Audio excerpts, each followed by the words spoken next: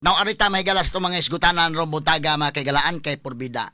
Naunsa naman ni murag teleserye mga higala nga paspas kaayo ang labihan ka paspas kaayo o atong tan-awon ang chronology of events. Si Saldico mga higala mihimo sa iyang part 1 sa iyang video niya ng pagka-Biyernes, ang part 2 pagka-Sabado. Unya ang part 3 pagka-Sabado sa hapon ito tunay. No? Domingo na ba to? Basta kay ang sigurado na to anak nga Biyernes gipagawas ang part 1, gipagawas ang part 2 kay mao na pinaka-importante ang part 1 o part 2. Sus Ginoo ko mga kaigalaan. Kadto hinuong ug atong i-evaluate ang sulting Saldico. Dunay portion dito nga di ta katuo. Katong portion ingon sa gi-deliver ko niya ang lahat doon kay kuan Presidente BBM at wala ko no siya natanggap nga iya.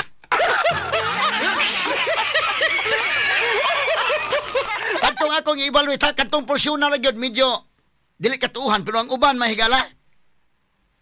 Ang uban nga mga testimonya dito, doon na gyoy unod. Doon na unod. Nga naman, Committee on Appropriations kung siya mga kaigalaan, chairman. Unya, unsay timailhan nga doon na gyoy unod, tandog sila oy. Uyog ang Malacanang. Kay gawas nga doon na unod, doon naman sa ebidensya. Doon naman sa ebidensya. Ni ay mga malita, di ang mga list sa mga projects. So karon, wala sa nahimo, ingon sa o tinuod nga dunay 100 billion gyud ang insertion. Ang ato lang ni kinsa nakadawat sa kinini ang kickback. Kay 25% may kickback. Sa to pa ang 25% of 100 billion is 25 billion. Tindakuaw eh. Straight to the point. So ato ning klarohon ha. Kining iya mahigalang gisulti sa video sa parto og imong i-evaluate. Dili masunod ang katong giingon falsos in unos, falsos in omnibus. Lahi kini. Lahi kini. Kay malagmit na kini Saldico na advisean kini sa iyang abogado nga i-admit lang na diha dunay krimen nga nahitabo. I-admit lang dunay irregularity, pero kanang porsyon na ayo i-admit. Nagtuo ko dunay abogado na kasulti niya nilay. Inabogado naman iya nga, wa ko no siya natanggap. Kay kanang portion na god, kung iyang i-admit na nga naay natanggap, kana nga portion is admissible against him. Admissible against him. Mao kanay klaro-klaro ang pagkaistorya. Bisa pag wa pa notarize na, kanang iyang admission mga higala, diha mga higala sa video, og ni-admit sa nga naa sa iya pong nadawat, kay ang 100 billion, kita di man ta katuo saron mo sad Saldico. Wa makakuan. Iyang admit doon ay irregularities gyud. Doon ay delivery, doon na mga higalay liable gyapon siya. Pero ang portion mahigala nga nabasay na dawat, wa kun sinadawat, kanang napita di ta katuo. Pero nagtuo ko nga na-advise ni siya aron di sa maigo sa iyang kaugalingong admission. Straight to the point. Now, atong tagaagpagtagad mga kaigalaan. Ang uban nga mga portion og imong i-evaluate ayay doon na may kamatuuran. In fact, mo na hinungdan gani, natandog ang Malacanang, o mo na resign ni karon. Ang kining mga tao mahigalang na-mention, apan, unsa man nang resign, or gipa-resign, or unsa may nahitabo gyud. Mo ni dakong pangutana, kay nabulabog naman ron, kay si Lucas Bersamin mahigala, nitingog naman. Straight to the point. Now, ato ning tagaagpagtagad mga higala, no? Kay, niya na, no? Ang ato mga higalang mga issues, mga kaigsunan na unsa naman yung atong murag teleserye naman yung mga higala nga pinaspasay naman mura man yung nagka-thrilling na yun mga kaigalaan. Na ato ni tagagpagtagad ha kay video kuha na yun kini niya nagkaduol na naan yun sa doorstep sa Malacanang, no? Ang kinawatay di na yun ikalimod og sa kaso pa ni mga higala doon na stipulation of facts admitted na gyud nga dunay 100 billion nga insertion. Admitted na gyud nga dunay kinawatay nakaabot na gyud sa Malacanang ang kinawatay. Ang lalisunon na lang aning napita kung si Marcos bagyod maoy duha man ka narrative ron. Duha ka narrative ang mamugna ni ron. Si Marcos maoy mastermind ani nga gisugo niya ni iyang mga tao or ang iyang mga tao mo'y nangwarta giblind si Marcos. Straight to the point. Duha ka senaryo ang mahitaboan ni ron. Kay kinini ang uban gusto nila ila mahigalang ipalutaw gyud nga kawatan gis Marcos. Marcos gina di mi makatuo nga white dili si Marcos mo gyud gisulting Saldico. Ikaduha ang magbutbuot ng taga Malacañang niya way pagtugot gikan sa ilang labaw. Ya ang uban po nga narrative naningkamot po sa depensa Marcos nga wa lagi taon. Kanas Marcos wa gina naara siya diya naglingkod sa Malacañang niya giblind siya wa sa pahibaw as mga tao unya dunay kinawatay diri niya pagkahuman wa gid taon inosente kuno si Marcos samtang kinawatay na. Asa ini mga higala nga mga senaryo ang medyo duol-duol mahigalang matuuhan ha. Straight to the point. Nakaduol na gyud mga kagalaan niya na. Unya kadtong mga crusader gyud sa anti-graft crusader mutingog gyud sila ron mga panahon na kay di man malalim ni mga kagalang billions man nagisgutan ron. So kung ikaw usa ka tawo nga suko gyud kag mga kurap nakaron kini ni ang mao na gining panahon na nga masuko ka kay dili naman ni milyon ang kawat billions naman. Straight to the point. Binilyon naman ang kawat. Unya ato ning gyung klarohon mga kagalaan ha kay bida ang uban mahigala mingon birisi di man ka mirisi nila nga ilang gi blind si Marcos grabing ilang kinawatay. Ang uban sa mingon kaluoy taon nilang birsamin may napasingin lang.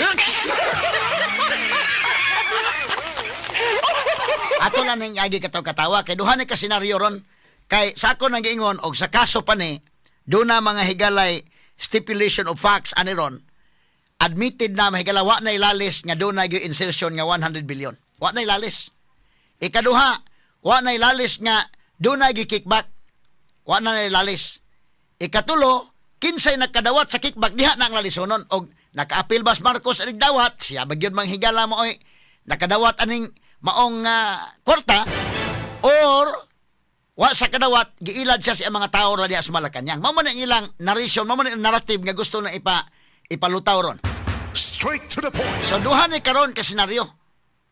In either way, bati kayo mahigalang image si Marcos ani in either way ha.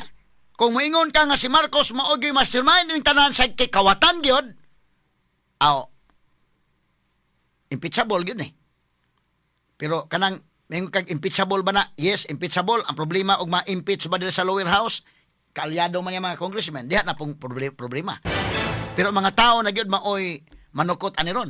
Ikaduha, ibutang ka lang granting for the sake of argument. Nga wa gyud labot si Marcos. Wa gyud labot si Marcos. So ang kinawatay dili na sa iyang mga tao. Mo'y kinawatay. Sa to pa nagmatag-buntag si BBM. Nganong wa man siya mahibaw? At the very least di ay tanga si Marcos. Straight to the point. Gadanghag lang si Marcos, nagmatag-buntag. Mo namin ko, in either way, sa duha ka senaryo nga atong maanalisaron, duha naman ka senaryo ron, kay ang kawat na naman, at the doorstep sa Malacañang na. In fact, si Lacson, kanang speech si Lacson, yang ginipinsahan ng presidente, pero angko na karon nga naging kinawatay di ay. Di na gin kay kining admission ni Lacson nag-speech si Lacson mahigala nga wa ko nilabot ni presidente ang kuan kuno ani kinis pangandaman gyud kini si Adrian Belsamin. Pero admission kana nga nagikawat kay nahitabo binilyon. On kana nga admission ang kawat na gyud nakaabot na gyud sa Malacañang. Ug wa mahibaw sa BBM ana makaingon gadanghag des BBM wa gyud sa mahibaw. Straight to the point. Sa duha ra ni nahibaw sa BBM or giilad si BBM sa iyang mga tao. Nga kining iyang mga tao, iyang mga tinudlo kana, iya kanang mga sinaligan. Straight to the point. Di man ka basta-basta matudlo ka karon og limang kanang cabinet secretary ka og wa kay di ka sinaligan din ha. Labi na executive secretary Belsamin. Usan ni mga higala sa mga ikaw pinakaduol sa presidente, executive secretary ka guday. Pero si Belsamin, ingos Belsamin nang wa man gikoy labot anang kalakiha taon. So nabulabog na ni ron. Si former Executive Secretary Lucas Belsamin, kagahapong adlaw, November 18, ato na yung, kagahapong adlaw, November 19, kay 20 na mataron. Pagkalunes man announce tanawang ang sunod-sunod nga events ha. Birnes, part 1 sa video ni Saldico. Sabado, nigawas ang part 2, tandog sila. Domingo, rally ang Iglesia ni Cristo, Lunes laling Iglesia ni Cristo mga kaigalaan, tandog ang Malacañang. O gi-announce may galang Claire Castro nga na-resign si Bersamin o si Pangandaman nga na-mention ni Saldico nang resign for delikadisa. Ingon si Bersamin, wa man taon ko mo resign. Ay parang Bersamin, willing siyang matubang ana oy. Unsa may pasabot? Nindot paminahon kuno hay delikadisa pero Oni karon, dapat mutingog na gyud. Si Bersamin isugod magtingog. Kinis Pangandaman may mutingog ni. Kay kini bitaw Saldico mo man gidutan tanan. Mami gidutan tanan, gidutan. Hunahuna Saldico mo mutingog dalang ko ini kalakihabi kay ako may naduot aning tanan. So karon ni tingog Saldico og kining iyang pagtingog ron nasuta na nga dili na diha na niya kutob dai nito ni saka na sa Malacañang. Ni saka na sa Malacañang karon. Straight to the point. Laliman ka nga matod pang Bersamin mga kaigalaan. Asa matod og makita nato tong video. Ato i-play tong video Bersamin suko nakuan taon Bersamin oy. Ngano man taon nga gipangutan na siya ni-resign day ka Bersamin sa wa man ko mo resign gitawgan man lang ko nga wa na kay labot hawa na ka. Nya wa pa sa ka submit anang kuana. Unsa ba nga gi-announce naman nga wa na si Bersamin kay ni resign na.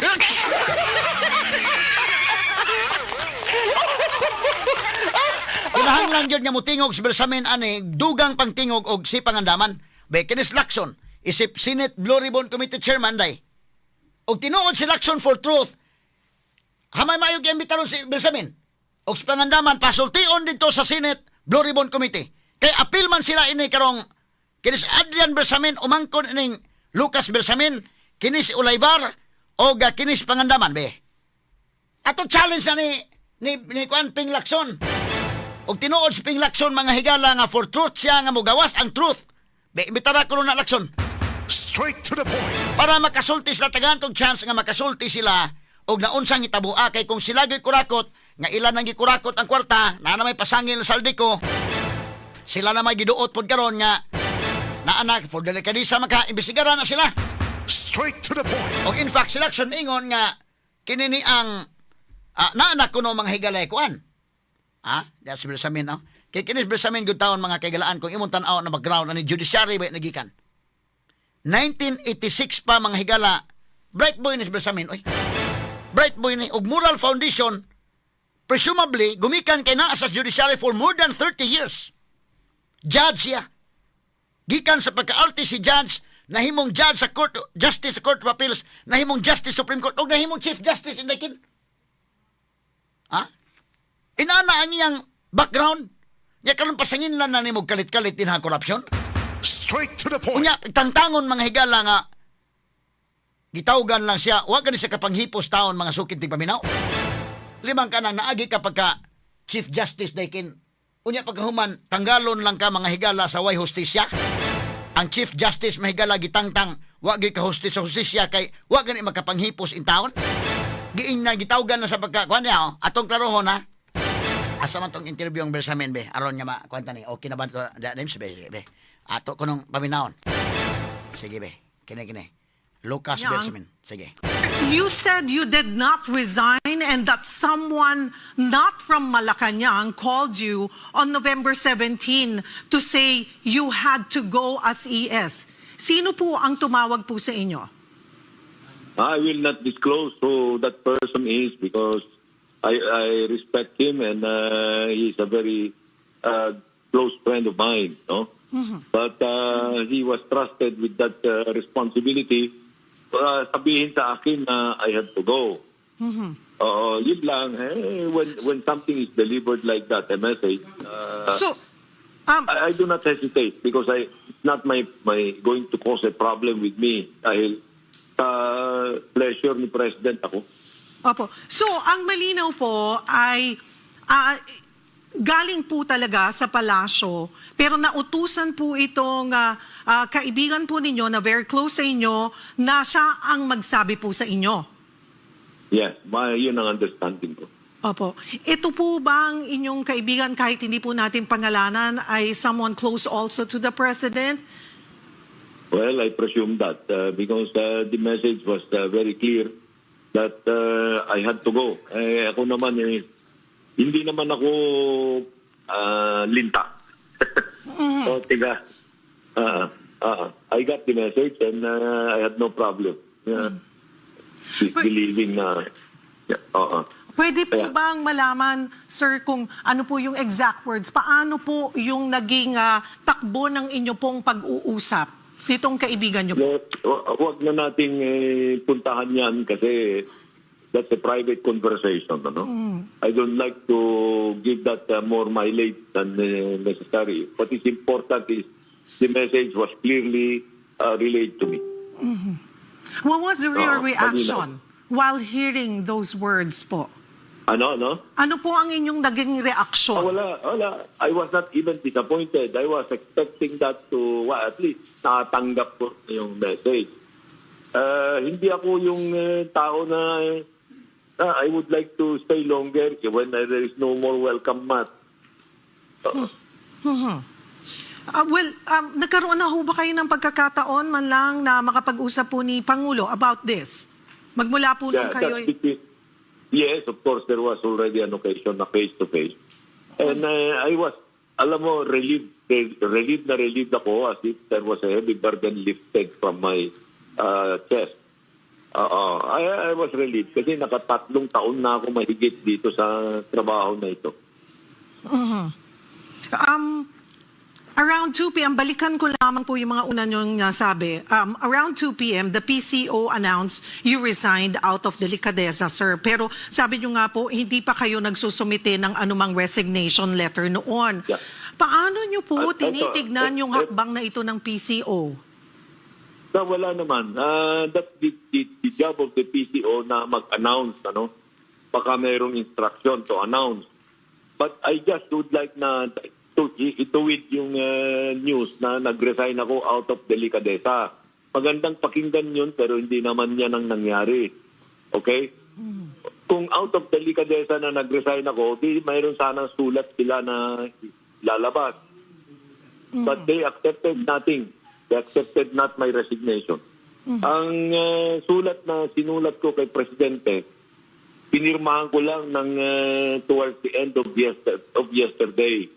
Before I left the office to bring out my things. And that was the only time I wrote a letter. And in that letter, I did not even say I resigned. I only said that I am submitting myself to the President's discretion, to the President's prerogative. Wala naman. Hindi naman issue sa akin yan.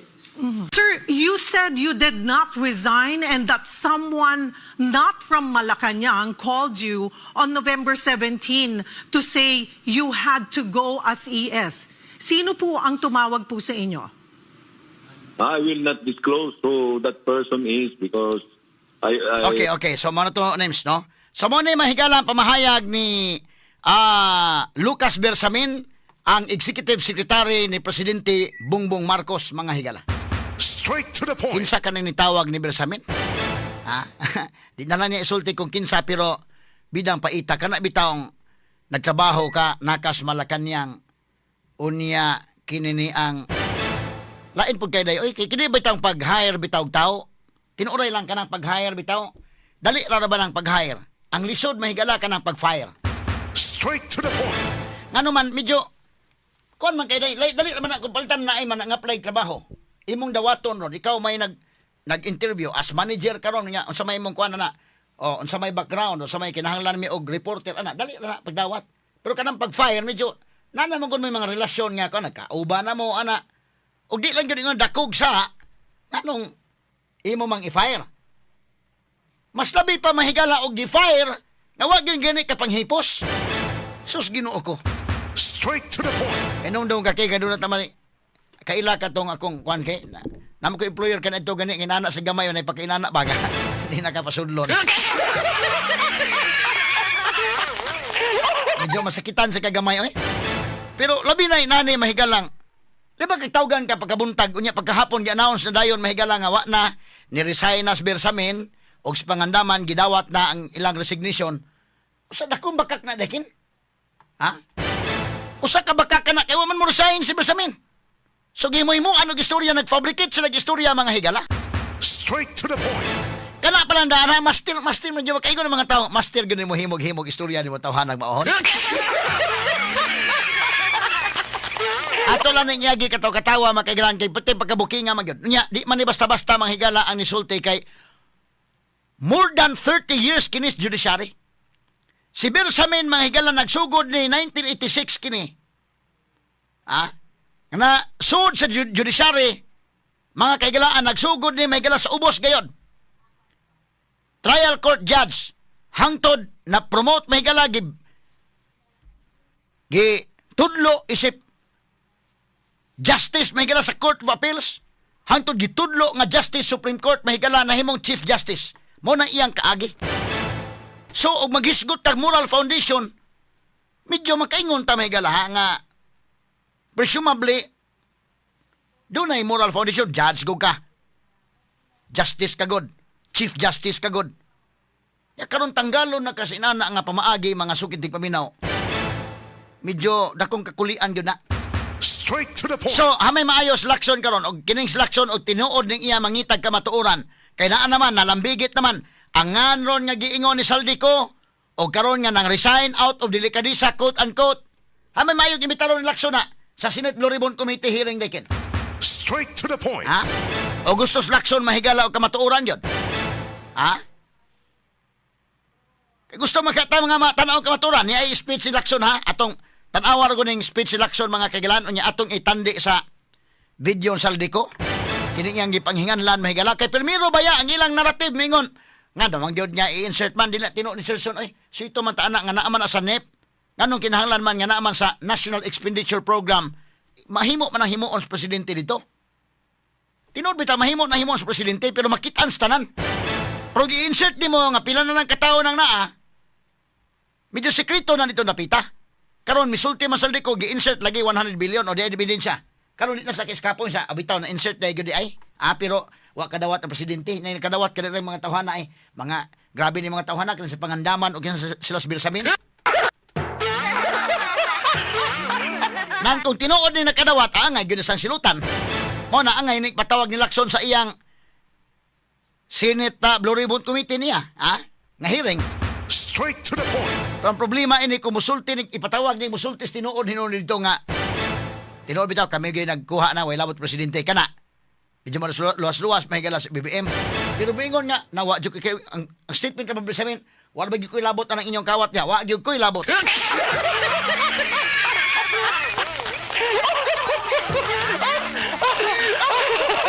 Nangabuking nga gining kalakiharon atong padayonon ha kining pag buhi may gala sa dito sa plenary nga nihatag og speech Lacson atong tan-awon mga kaigalaan ninyang mapamahayag kay kung atong analisaron si Marcos ba mo ikawatan sabay mastermind or kung dili gani sa to pa nahitabo murag gibutang na to na tanga si Marcos wa gyud sa kasabot mahigala na murag mukoy gyud siya ba kinawatay na dili ang mahigala ang mga tawo sa Malacañang nya siya gyud wa makahibaw nganong wa man sa kahibaw mingon po nang uban na pod nya inosente ko sa BBM oy kinawatay na 100 billion gunang kantidad mahigala anya ang kawat dito makailan sa 25% 25 billion lahi pa tong gimension mahigalang Alcantara nga katuto ang 21 billion dili kuno to 21 billion 56 billion we are not talking of million sir naghisgot ta mahigalang kawat kinawatay sa billion doon nagi mga billion ini kalakiharon.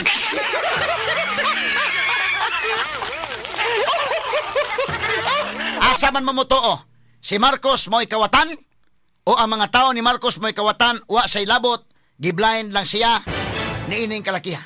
Straight to the point. Asa may mas bugat mo na itong padayonon ha asa may ato'y timbang o si Marcos mo'y nangawat yun siya mo'y mastermind pwede ba malagmit ba posible kay mingo man nga di mahimong mga kawat kag imuway mando sa taas oy sakpan pa lang ka pwede pero pwede sa mingon nga gigamit ang ni Marcos ginimdrap siya wa gyud say labot ginimdrap siya nining mga tang-an din ha kaluoy taong Marcos gigamit iyangan ha pwede sad